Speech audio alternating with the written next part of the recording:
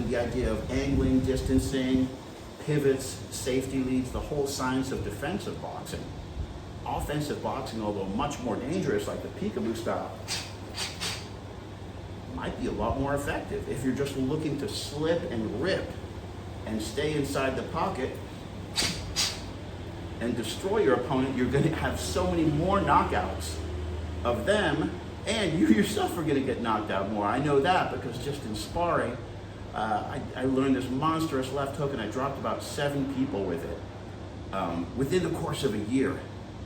And then within the course of that same year, I subsequently got dropped when I tried to kind of level up to a different level of fighters about 7 times myself. Like, it all equaled out because I finally understood what my coach Mario from Freddie Roach's gym from Wild Card was telling me. Sometimes you have so much power and you knock people out so much that it actually hurts you. And now I know what he was saying. I didn't have distancing, I didn't have timing, I had all those things. I had all those skills, but I wasn't looking to apply them. I was bloodthirsty, and I had this new left hook, and I knew that it dropped people, and that was the end-all be-all. There was no more fighting with my hands down and shoulders and making people miss and out-cardioing them with rhythm and using an up jab and all this creative stuff I was doing in sparring. That was all gone. I was like, oh my God. After 20 years, I can finally knock people out. I was slap happy with it. And it wound up, damaging me. So, luckily not permanently, but the idea is that we want to be outside of the pocket. We want to dictate distance and timing and use ring generalship. And the way I was taught, which is a very unique way, I see a lot of people teaching this Philly shell now. It's actually the way I was taught to fight growing up. And what people don't teach is that this is a very strong guard. It's pinched very tightly to this shoulder. And all the defense that you were doing before, the slipping, the rolling, the blocking, all that stuff is replaced by this. You're actually going to take shots and they're going to bounce off the shoulder. I'll do it in this direction so that you can see. It's totally different than this stance. First and foremost, you're tilted back. Look at that. The front shoulder is literally stacked like an apple right on top of the rear shoulder. The exact opposite of, like, punchers, brawlers. They're dipped in with their weight dipped forward. The defensive stance, you got 60% of your weight on your back foot already.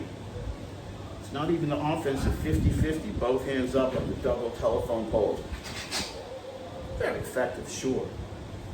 But this one is, if you're really good at this, it's impossible for people to get you. I mean, look at old videos of James Toney sparring.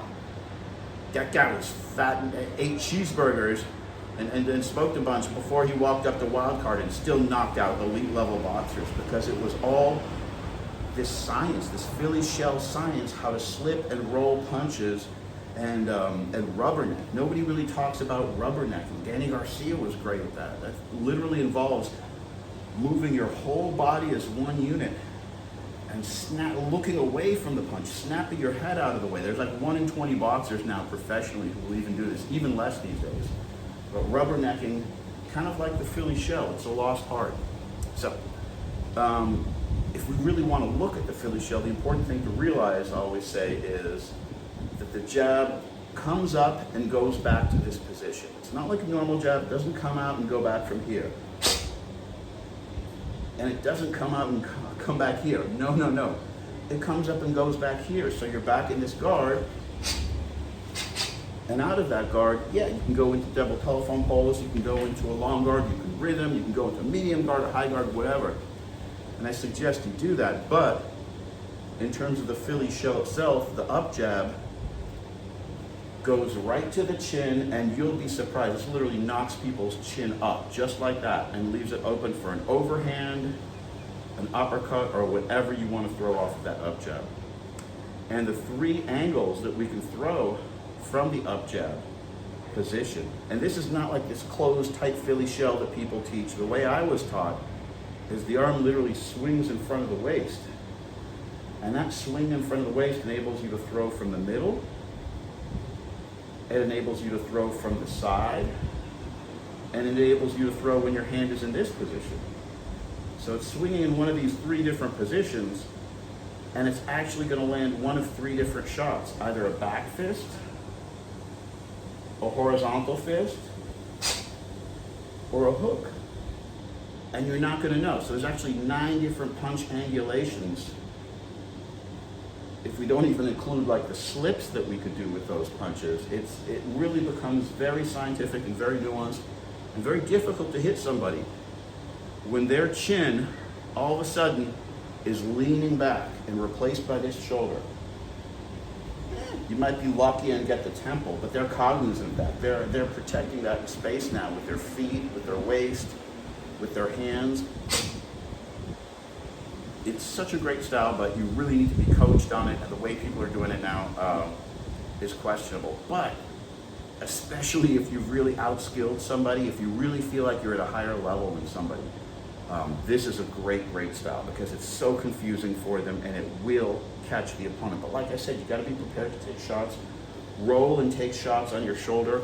Right where your chin was, you replace that with the shoulder, and then throw overhands, straight shots, just like a tripwire. Bam, a quick rhythm, knock, knock. The first knock being hitting the shoulder, the second knock being you hitting their chin. Bang, bang. It becomes this really fast tripwire countering style, which exhausts the opponent and makes them feel like they're swinging at you and they can't hit anything. And having sparred pro boxers who have broken my nose, given me black eyes, bloody lips, who fight this style, that's when you start to take the bait and make mistakes and throw huge shots that you would not normally land because you get nervous and then you do something stupid. Instead of being smart and getting outside of the pocket and feinting and maybe going downstairs and angling, you just try to go for it, and that's when the real damage happens. So definitely much more so than peekaboo, much more so than the Russian long guard. I would say the most advanced style is the Philly shell because it's such an inside the pocket style. It takes so little damage while being inside the pocket, and that's the brilliance of it. But before we go, let's get back to just regular punch power mechanics, because I thought that's what we were going to talk about. They actually did a study. They studied a championship boxer, and they put electrodes all over her body. She was and they literally found that in her most powerful punch, the muscle activation, this was with male boxers as well, entire Olympic team, it was down here for a left hook or something off of this side. And for a punch off of this side, like a rear cross, it was all opposite side muscles.